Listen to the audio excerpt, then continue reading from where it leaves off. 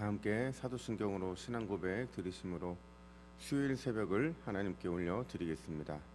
전능하사 천지를 만드신 하나님 아버지를 내가 믿사오며 그 외아들 우리 주 예수 그리스도를 믿사오니 이는 성령으로 잉태하사 동정녀 마리아에게 나시고 본디오 빌라도에게 고난을 받으사 십자가에 못 박혀 죽으시고 장사한 지 사흘 만에 죽은 자 가운데서 다시 살아나시며 하늘에 오르사 전능하신 하나님 우편에 앉아 계시다가 저리로서 산자와 죽은 자를 심판하러 오시리라.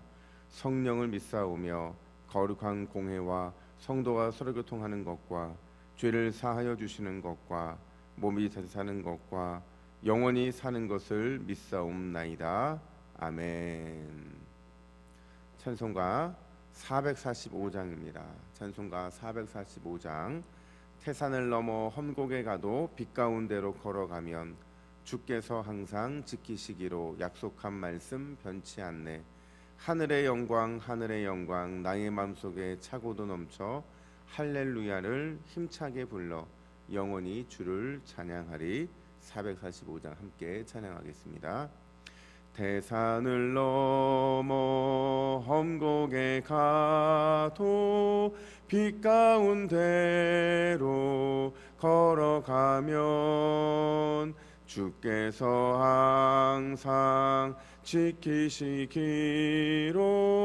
약속한 말씀 변치 않네.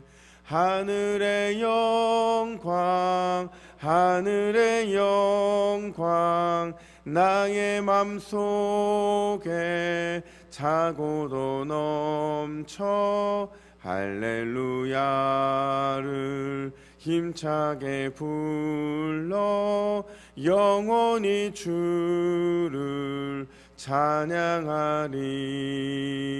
캄캄한 밤에 다닐지라도 주께서 나의 길 되시고 나에게 밝은 빛이 되시니 길 잃어버릴 염려 없네. 하늘의 영광 하늘의 영광 나의 맘속에 차고도 넘쳐 할렐루야를 힘차게 불러 영원히 주를 찬양하리.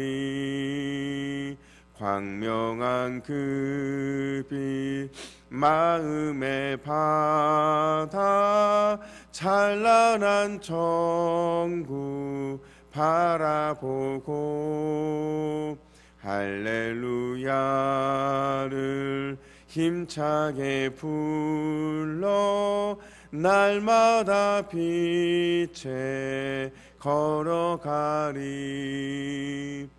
하늘의 영광 하늘의 영광 나의 맘속에 차고도 넘쳐 할렐루야를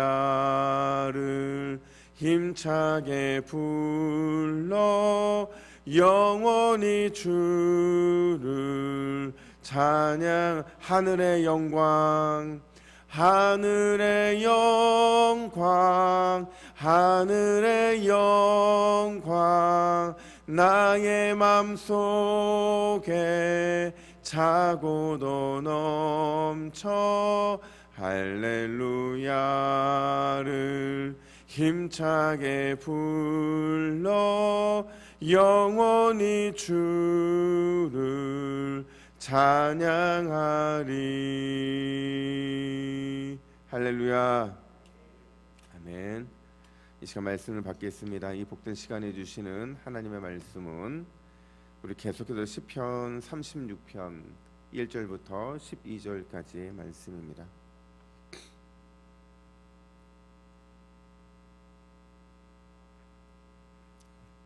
구약성경 327면에 있는 시편 36편 1절부터 12절 두려워하지 말라라는 제목으로 오늘 말씀을 받겠습니다. 우리 한 절씩 교독해 있습니다. 악인의 죄가 그의 마음속으로 이르기를 그의 눈에는 하나님을 두려워하는 빛이 없다 하니 그가 스스로 자랑하기를 자기의 죄악은 드러나지 아니하고 미워함을 받지도 아니하리라 하미로다. 그의 입에서 나오는 말은 죄악과 속임이라. 그는 지혜와 선행을 그쳤도다. 그는 그의 침상에서 죄악을 꾀하며 스스로 악한 길에 서고 악을 거절하지 아니하는도다. 여호와여, 주의 인자하심이 하늘에 있고 주의 진실하심이 공중에 사무쳤으며 주의 의는 하나님의 산들과 같고 주의 심판은 큰 바다와 같으니이다. 여호와여, 주는 사람과 짐승을 구하여 주시나이다. 하나님이여, 주의 인자하심이 어찌 그리 보배로운지요. 사람들이 주의 날개 그늘 아래 피하나이다. 그들의 주인 집에 있는 살찐 것으로 풍족할 것이라. 주께서 주의 복락의 강물을 마시게 하시리이다. 진실로 생명의 원천이 주께 있사오니 주의 빛 안에서 우리가 빛을 보리이다. 주를 아는 자들에게 주의 인자하심을 계속 베푸시며 마음이 정직한 자에게 주의 공의를 베푸소서. 교만한 자의 발이 내게 이르지 못하게 하시며 악인들의 손이 나를 쫓아내지 못하게 하소서.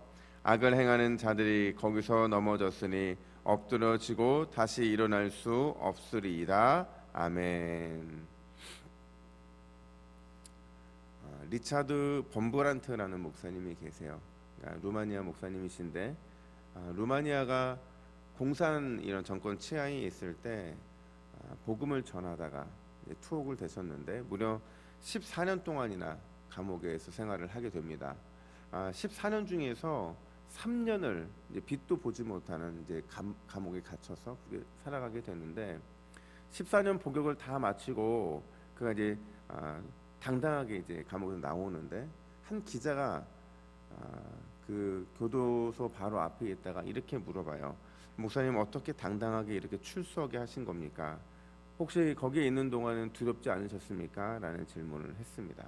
그 질문에 목사님이 뭐라고 대답하셨냐면 감옥에서 성경을 묵상하다가 또 연구하다가 우연히 성경에 나오는 두려워하지 말라는 문장이 몇 번이나 나올까 세어보았습니다. 여러 번 세어보아도 똑같은 결과 365개가 나오더라군요. 1년 365일 두려워할 필요가 없다는 것을 깨닫게 되니 자연스럽게 두려움이 사라지게 되었습니다. 이렇게 말했다는 겁니다. 저는 이 얘기를 보면서 이렇게 셀 수도 있구나. 350번이 두려워하지 말라는 것을 몇 번이나 셌으면 이렇게 됐을까. 여러분, 그리스도인들의 최고의 적이 우리는 사탄이라고 알고 있습니다. 물론 맞습니다. 그리스도인의 입장에서는 사탄이라는 적이 굉장히 강한 적이에요. 근데 사탄이 가장 많이 사용하는 그 도구가 뭐냐면 우리 내면에 있는 두려움이라는 감정입니다. 사탄은 이 두려움이라는 감정을 조금만 자극시키면 우리가 이 두려움에 사로잡혀서 아무것도 하지 못하는 걸 알고 있어요. 그러니까 우리 인생에 뭔가 막연한 두려움을 심어주고 그 두려움이 마치 현실이 될 것처럼 어떤 착각에 빠져들게 만드는 거, 그게 사단이 가장 많이 하는 거라는 겁니다. 따라서 우리가 성도로서 성숙한 성도, 또 자라나는 성도가 되기 위해서는 반드시 이 두려움이라는 감정을 컨트롤하는 이 과정이 있어야 된다는 거예요. 성경에서 두려움이라는 이 감정과 가장 많이 마주했던 사람이 누굴까? 우리가 좀 계속 살펴보고 있는 다윗입니다. 다윗은 끊임없이 두려움과 싸웠고요. 다윗은 끊임없이 두려움이라는 현실과 마주하면서 그 속에서 승리하는 노하우를 쌓고 있는 것이 시편에 있는 내용들이 할 수가 있어요. 과연 오늘 본문은 다윗이 깨달은 이 두려움이라는 이 감정을 어떻게 극복했을까? 4가지의 노하우를 보여주고 있는데, 첫 번째로 다윗은 두려움과 싸워 승리하는 방법을 위기에 처할 피난처가 있다는 사실을, 위기에 피할 피난처가 있다는 사실을 그는 잊지 않았다는 겁니다. 7절 말씀을 보시면 하나님이여, 주의 인자하심이 어찌 그리 보배로운지요. 사람들이 주의 날개 그늘 아래 피하나이다. 아멘. 여러분, 주의 날개 아래 피한다는 게 무슨 말일까요? 주의 날개 아래 피한다는 게 우리가 안전하다는 건 알아요.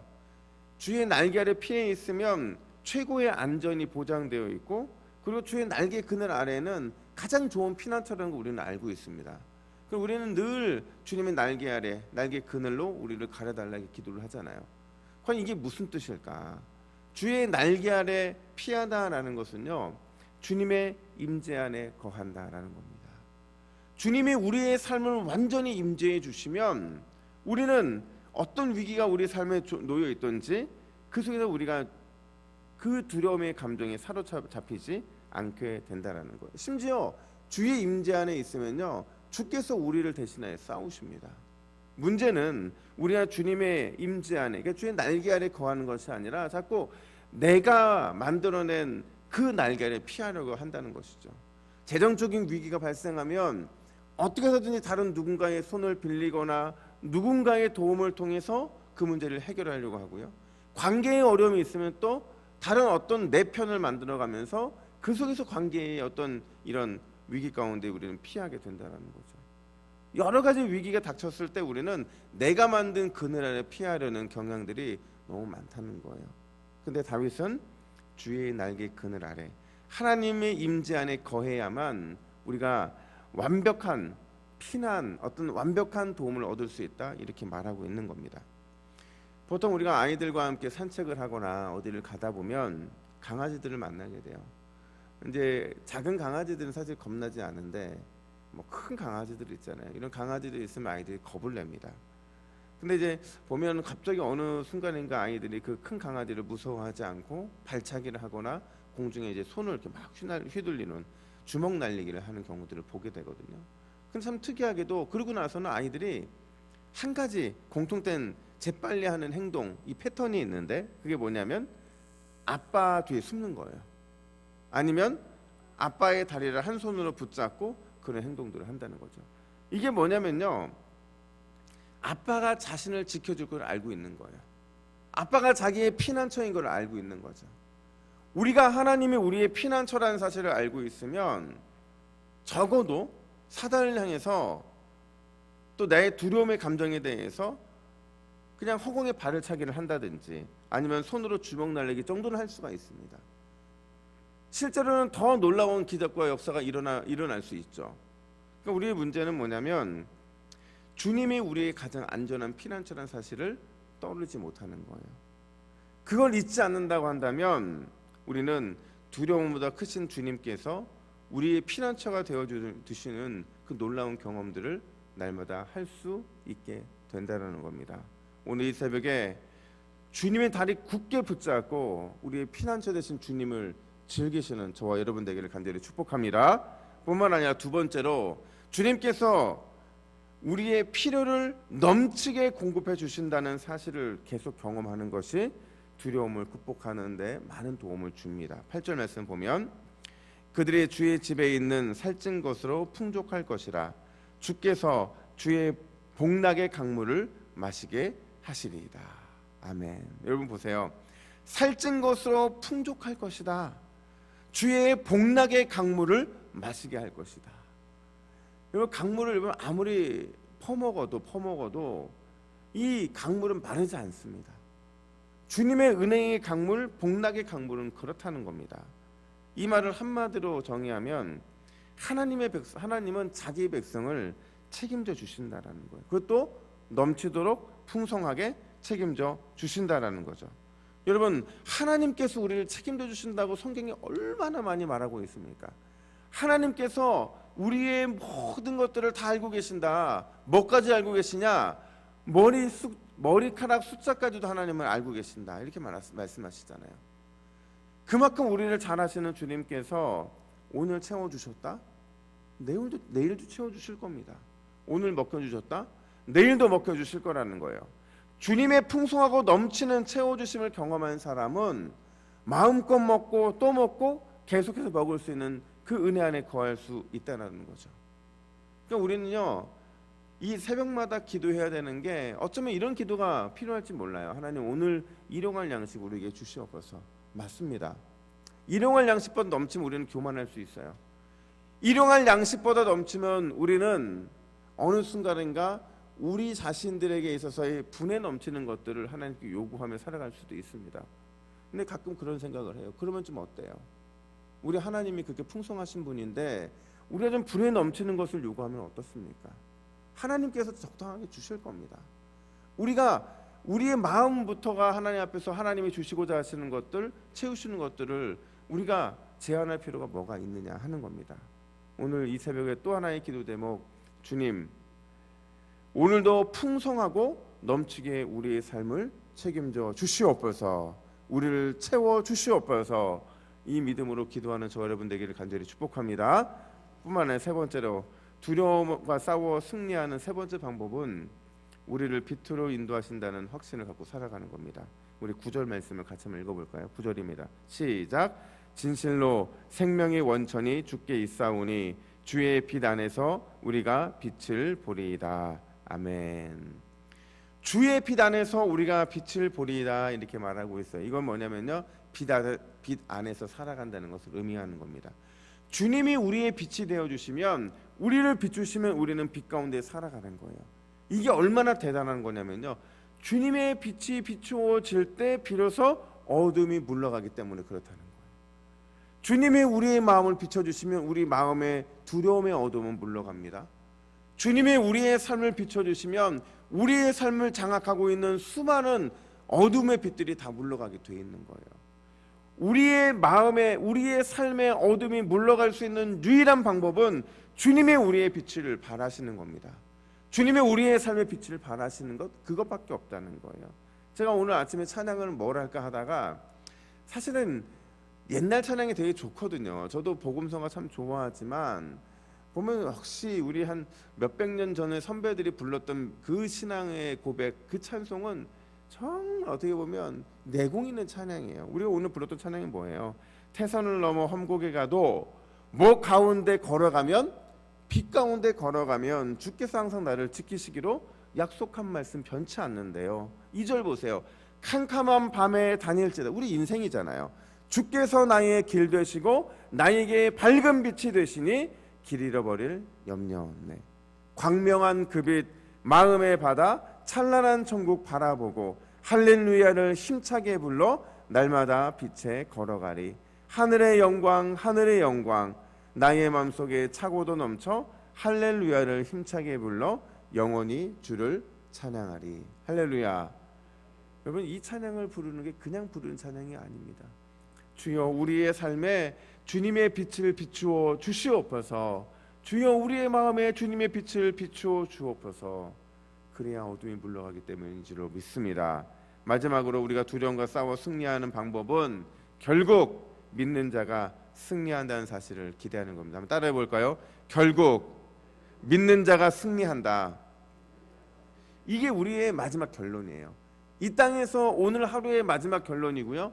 그리고 이 땅에서 우리 인생의 마지막 결론이고, 주님 나라 갔을 때 우리가 마지막 결론을 얻는 게 결국 믿는 자가 승리한다는 확신입니다. 12절 보세요. 악을 행하는 자들이 거기서 넘어졌으니 엎드러지고 다시 일어날 수 없으리이다. 아멘. 악인들의 심판은요, 성경에 항상 믿는 자들을 향한 그 승리를 표현하는 거예요. 여러분, 저는 늘 그런 상상을 하거든요.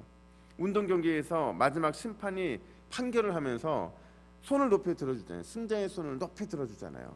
그때 그 높이 들어주는 분이 하나님이시고 그 손이 높이 들리는 사람이 우리라고 생각해 보세요. 여러분, 운동선수들이 마지막에 금메달 따고 왜 우는 줄 아세요?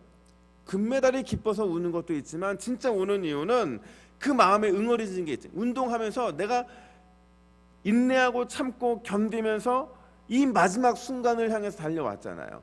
그 응어리졌던 마음이 풀어지기 때문에 그들은 눈물을 흘리는 겁니다. 우리의 마지막 승리의 장면에서 우리는 그 눈물이 있어야 됩니다. 그리고 그 마지막 그 장면에서 우리는 승리의 기쁨이 있어야 됩니다. 저는 마지막 임종 자리에서 영적으로 승리하는 분들을 참 많이 봤어요. 제가 장래에 집례했던 것 중에 영적으로 패배한 장면은 없었어요. 그러니까 그 말은 무슨 얘기냐면, 믿음으로 끝까지 달려나가는 사람의 마지막 임종은 하나님이 승리로 이끄셨다는 사실입니다. 여러분, 오늘 이 네 가지를 기억하고 우리에게 주신 믿음의 개선 행진, 이 네 가지를 확실히 붙잡는 사람의 것인 줄로 믿습니다. 끝까지 승리하실 주님을 기대하면서 오늘도 믿음으로 기도하는 저와 여러분 되기를 간절히 축복합니다. 함께 기도하겠습니다. 하나님 아버지 감사합니다. 두려움에 무서운 적들과 싸워 이길 때에 주님은 여전히 우리의 편이신 줄로 믿습니다. 우리의 피할 피난처가 되어 주시고 우리의 삶에 넘치도록 채워 주시고 우리를 빛으로 인도하실 뿐만 아니라 결국에는 우리의 손을 높이 들어 주셔서 승리하실 주님을 바라볼 수 있는 우리 모두가 되게 하여 주시옵소서. 오늘 하루의 삶이 우리의 영적인 삶의 개선 행진이 되기를 원하오니 주여 우리의 삶을 마음껏 축복하여 주시옵소서. 감사드리며 예수님의 이름으로 기도하옵나이다. 아멘.